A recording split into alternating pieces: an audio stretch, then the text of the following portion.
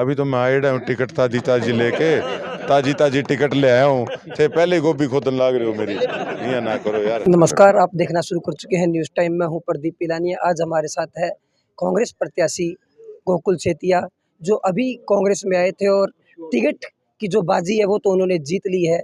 अब देखना होगा कि उनके लिए सिरसा के अंदर मुकाबला कितना टक्कर में रहता है। जी, कैसा माहौल है? माहौल बहुत अच्छा है। आप चलिए आज साथ, आप देखिए कि हमारे पास तो दिल से आए हुए लोग हैं, खुद अपना खर्चा करके खून पसीना लगा के हमारे साथ चले हुए लोग हैं। आप देखिए कि जो एक तो दिल से काम होता है, हम तो लोगों के दिलों में हैं और अपोजिशन वाले लोगों की जेब में हैं, क्योंकि उसके बगैर उनकी गाड़ी नहीं स्टार्ट होती। जी, एक जो कांग्रेस हाईकमान थी उनमें तो गुटबाजी देखने को ही मिल रही थी। अब जो सिरसा की अगर लोकल लीडरशिप की बात करें, उसमें भी एक गुटबाजी बन गई आपके आने के बाद। कल आपको कुछ नेताओं ने समर्थन दिया तो कुछ आपके बागी भी हो रहे हैं। कितना नुकसान देख रहे हो बागी? देखिए, ऐसा है कि जो तो सही असली कांग्रेसी हैं वो तो आ रहे हैं साथ।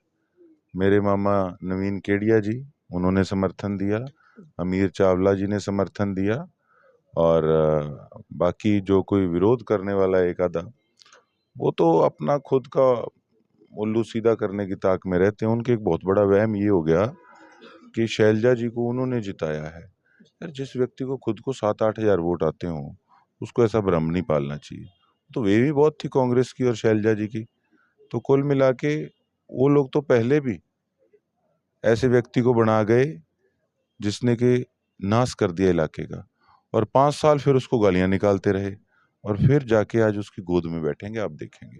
जी, एक अगर बात की जाए तो सत्ता के अंदर जो प्रतिद्वंदी पार्टियाँ होती है उनको लेकर आप कहीं सॉफ्ट कॉर्नर रख रहे हैं तो कहीं काफ़ी हार्ड कॉर्नर रख रहे हैं। जिसके लिए आप सॉफ्ट कॉर्नर रख रहे हैं और हार्ड कॉर्नर रख रहे हैं, दोनों के अंदर अलायंस हो चुका है। उस अलायंस का कितना नुकसान है किसको? आपको? मुझे तो कोई नुकसान नहीं, मुझे तो उसका फायदा है। आप एक चीज बताओ, इलाहाबाद का बाई इलेक्शन था, उस समय जो चौटाला साहब को वोट डली, वो केवल इंडियन नेशनल लोकदल पार्टी के वोटरों की वोट अकेले नहीं डली, उसके अंदर सारी पार्टियों के किसानों की वोट थी। किसानों ने एक ना उस समय ये सोच लिया था कि पार्टीबाजी बाद में है, पहले हमारी किसान कौम की इज्जत का सवाल है। तो जिसने उनकी इज्जत के लिए इस्तीफा दिया है तो वोट उसको डालना चाहिए, उन्होंने डाला। और दूसरी तरफ हमारे अन्नदाता को काली भेड़ कहने वाले ऐसे लोग, अगर उनके साथ गठजोड़ होता है तो कहीं ना कहीं इंडियन नेशनल लोकदल पार्टी के कार्यकर्ता का भी दिल टूटा कि ये आखिर हो क्या गया। तो इस चीज़ का जो रिएक्शन है, आप देखेंगे 2-3 दिन के अंदर आपको पता लगेगा। जी, एक आपके हाईकमान के नेता हैं, वो एक बात कह रहे हैं कि इनेलो के साथ भाजपा ने सीक्रेट गठबंधन कर लिया है और भाजपा ने कांग्रेस प्रत्याशियों को हराने के लिए यहाँ कमज़ोर उम्मीदवार उतारे हैं। कैसे देख रहे हैं इस चीज़ को? देखिए, बेशक हो ऐसा, बेशक ना हो, लेकिन कहीं ना कहीं मैं आपको वही बता रहा हूँ ना, रिएक्शन कैसे होगा। अभी आपने मेरे को पूछा कि आपका नुकसान है, मैं कहा नहीं, नुकसान उनका किस लिए होगा। इनेलो का गठजोड़ हलोपा से, हलोपा वाले क्या कह रहे हैं, कहते हम तो आज भी एनडीए का हिस्सा हैं। तो कड़ी जोड़ रहे हैं ना बीच वाले, जुड़गी नहीं जुड़गी कली कड़ी, जब वो कड़ी जुड़ेगी तो वो तो छवि इनेलो की खराब होगी। तो मैं इसीलिए कहता हूँ, ऐसे लोगों से, जो मरा हुआ सांप कहते थे इनेलो को, वैसे लोगों से गठजोड़ करके, और दूसरी तरफ वो ये कह रहे हैं हम तो एनडीए का हिस्सा हैं, तो प्रश्न चिन्ह खड़ा हो गया, नहीं खड़ा हो गया। तो इनेलो अगर ऐसे लोगों से पलड़ा जड़ा लेगी तो ठीक रहेगी, इनके साथ फायदा नहीं, इनको नुकसान ही होगा।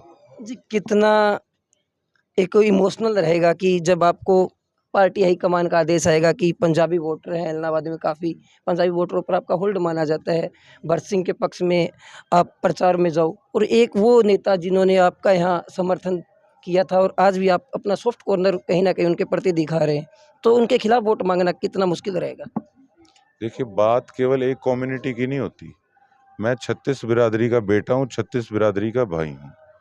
मेरा जो भी भाईचारा है वो इलाहाबाद में भी है, मेरा रानिया में भी है, कालांवाली डबवाली में भी है। और दूसरी बात ये है, मैं अभी तक तो सिर्फ अपने एरिया तक सीमित हूँ। मैंने इधर उधर ना अभी तक किसी के फेवर में फ़ोन किया, ना मैंने अभी तक किसी के अगेंस्ट फ़ोन किया। पहले मैं मेरो सौदा तो संभाल लूँ, बीके बाद फिर बाहर की सोचांगा। तो अगर बात की जाए, पार्टी हाईकमान ने स्टार प्रचारकों की सूची जारी कर दी है, किन किन स्टार प्रचारकों के साथ आपका तालमेल बन चुका है और कब तक यहाँ सिरसा के अंदर स्टार प्रचारक देखने को मिलेंगे? मैंने अभी तक सूची देखी नहीं स्टार प्रचारक कौन कौन से आ रहे हैं। मेरी स्टार तो पहले मेरे सिरसा की जनता है और वो सारा दिन स्टार सारे मेरे साथ चलते हैं।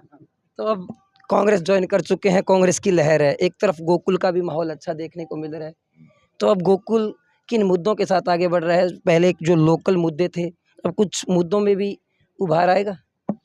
देखो, लोकल मुद्दे तो सदैव मेरा पार्टी ज्वाइन करने का और क्या मकसद रहा, यही मकसद रहा ना कि हमारे जो मुद्दे हैं वो सॉर्ट आउट होने चाहिए। नहीं तो सरकारें मैंने पहले कौन सा देखी नहीं। मैं तो बीजेपी के अंदर बैठ के दरियां बिछाता था उनके अगेंस्ट। उसके बाद अड़ के 75 पार का नारा था, फिर भी मैंने आज़ाद इलेक्शन लड़ा। मेरे को भी तो पता था सरकार आ रही है वापस, पर ठीक है, मैं मेरे अपने सिद्धांत थे, मैं अपनी इज्जत के लिए, अपने इलाके की मांगों के लिए मैं अड़ा, आज़ाद लड़ा उनके सामने, क्या दिक्कत है। लेकिन अगर अब मुझे ऑफर आया, कहते आपको चुनाव भी लड़ाएंगे, मजबूती भी देंगे और आपके काम करेंगे इलाके के, तो फिर ऐसी अपॉर्चुनिटी अगर मिले तो क्यों ना हम अपने इलाके को तरक्की की ओर बढ़ाएं। जो एक आज जोश उत्साह आपके अंदर दिखाई देता है, आप कह रहे हो कि मैं सरकार में रहते हुए दरियां बिछा रहा था, कल को विधायक बन जाते हो, काम नहीं हुए तो दरियां बिछाने का हौसला जिंदा रखोगे? पहले पुठी बात आप क्यों करा, अभी तो मैं आया हूँ टिकट ताजी ताजी लेके, ताजी ताजी टिकट ले आया हूँ, थे पहले गोभी खोदन लाग रहे हो मेरी, ये ना करो यार। हमारे साथ थे गोकुल सेतिया, जिनका स्पष्ट कहना है कि आप पुट्ठी बातें ना करें, हम हौसला जिंदा रखेंगे और ये बिल्कुल आश्वस्त है अपनी जीत को लेकर। आप देखते रहिए न्यूज़ टाइम।